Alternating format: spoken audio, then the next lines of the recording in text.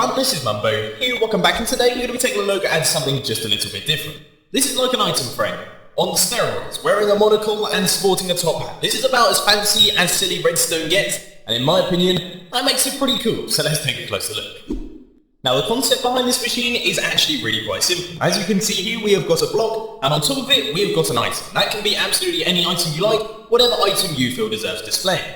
But as you guys know, in Minecraft, there is a bit of a problem. We have got a 5-minute despawn timer on that item, which essentially means that after 5 minutes, that will disappear, it will cease to exist, and it will no longer be on that block. But as you just saw then, this redstone is preventing that from happening. What's essentially happening here is it is cycling through the items, making sure that it never despawns, so that you always have an item on this block. I feel like I should mention around about now in the video, before all of the comments start rolling in, that this build doesn't really have any practical purpose. It was a fun project to work on, and it was a nice little proof of concept. Now to some of you, that's going to be really quite frustrating, but to others, that's going to be quite interesting. So let's take a closer look at the redstone behind it. So here we are then. Now I'm going to try my best to explain what's going on so that you can get a rough idea of how this machine works. So first things first, out the back you can see this hopper timer.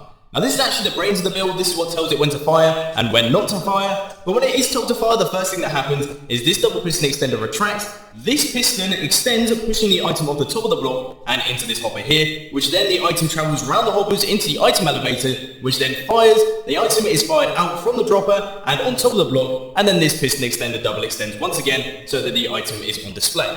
Now that all works in theory, but as you may notice, occasionally it can go wrong. And that brings me on to the negative points. First negative. This is a big contraption. Quite clearly this is a lot of redstone for what is essentially an item on a block, and I'm sure that's not going to float many of your boats. The next one is reliability. This isn't the most reliable contraption in the world. As you just saw then, occasionally it misfires, and that means that you don't actually end up with an item on the block at all. The last one is, once again, reliability. There's a slightly different issue where the item can actually be fired out of the system entirely, meaning that you lose it, meaning that every now and again you would actually have to refill the system with items because you will run out. It's a bit of a shame because I thought this would be perfect.